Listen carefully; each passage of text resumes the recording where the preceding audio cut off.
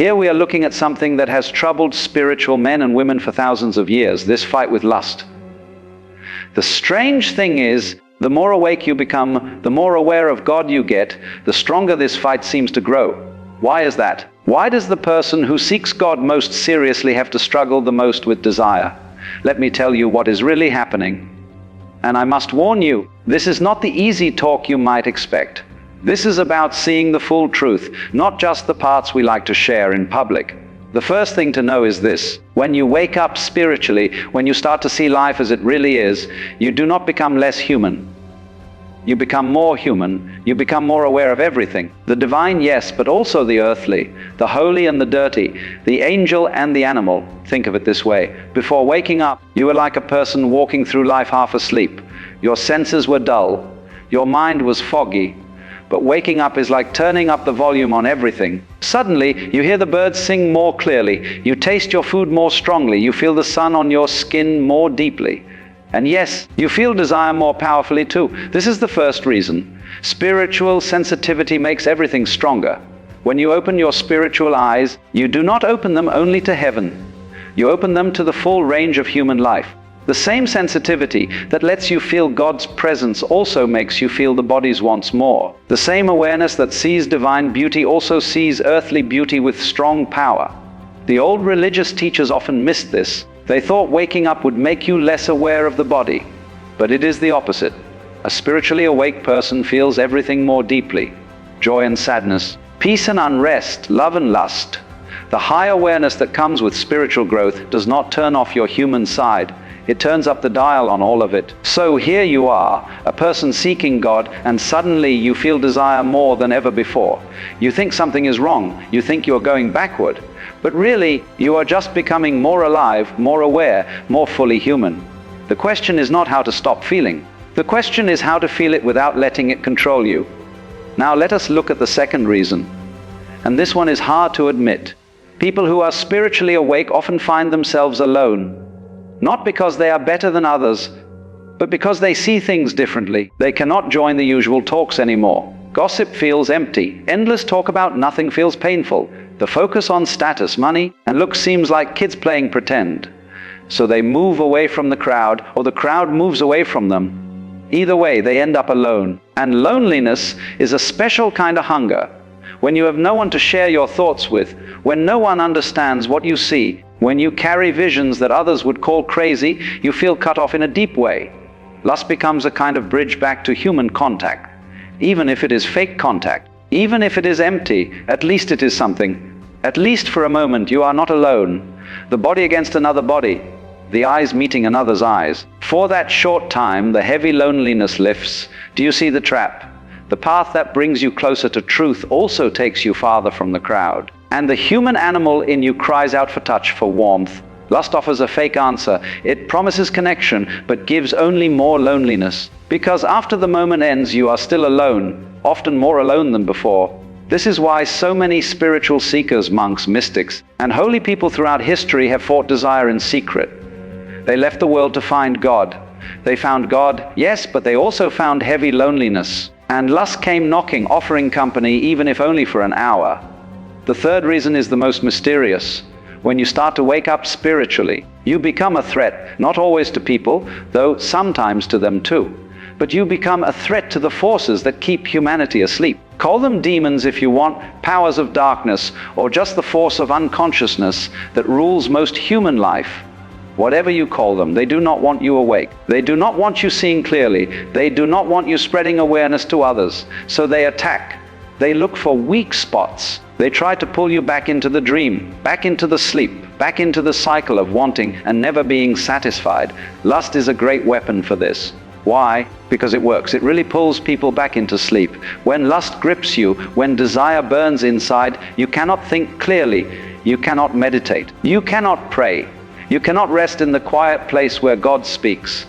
You are pulled fully into the body, into feeling, into the heat of wanting something now. So the attacks grow stronger as you grow in awareness, not because you are doing wrong, but because you are doing right.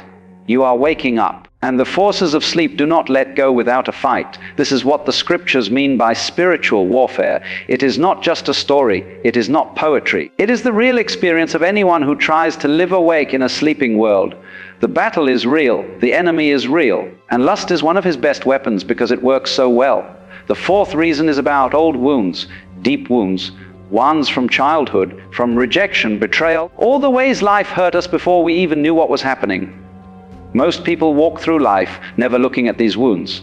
They are too painful, too scary. But when you wake up spiritually, you start to see them.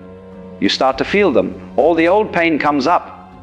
The abandonment, the shame, the fear of not being loved, the belief that you are not enough. And here is what happens. Lust offers to calm these wounds. It offers a short fix. When you are caught in desire, when you are chasing or being chased, you forget the pain for a while. You feel wanted. You feel alive. You feel maybe you are enough after all.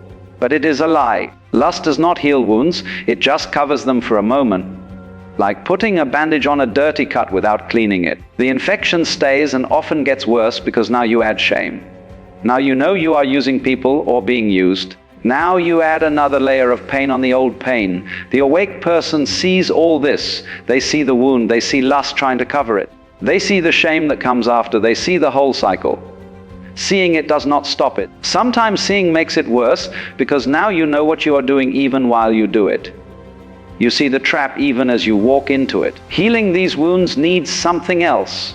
It needs facing them, sitting with them, feeling them without running to distraction or fake comfort.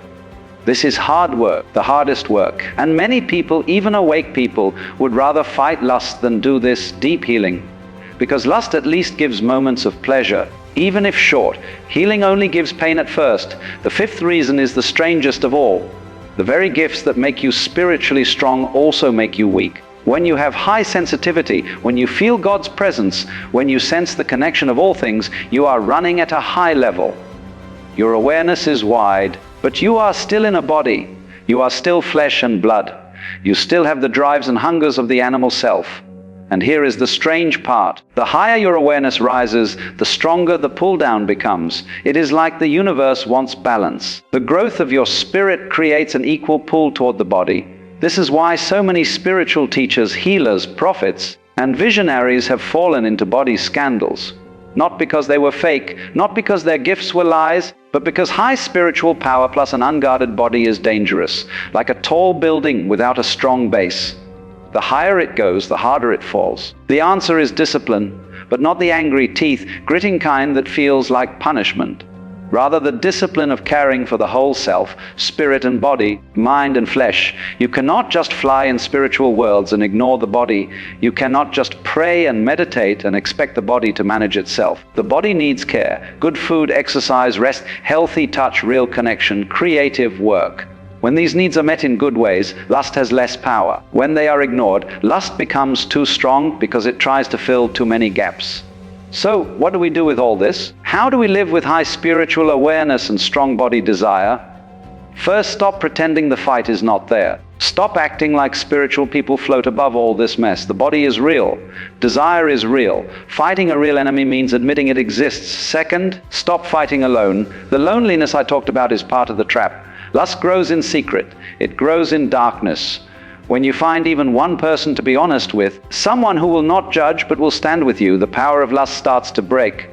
Not because talking is magic, but because loneliness feeds the problem. Third, care for the wounds. This means sitting with the pain instead of running, feeling the loneliness instead of covering it with fake contact, looking at old hurts and letting them be seen. It is painful, but it is the only way to heal. Fourth, practice being present with desire without acting on it. This is maybe the hardest part. When lust comes, the first thought is to give in or push it away. Both are harmful. Giving in brings shame and emptiness. Pushing away leads to explosion later. The middle way is to just feel it. Feel the heat without doing anything. Notice how it comes and goes like a wave. Watch it like a storm from a safe place. This takes great courage. But in this space of watching without acting, real change happens.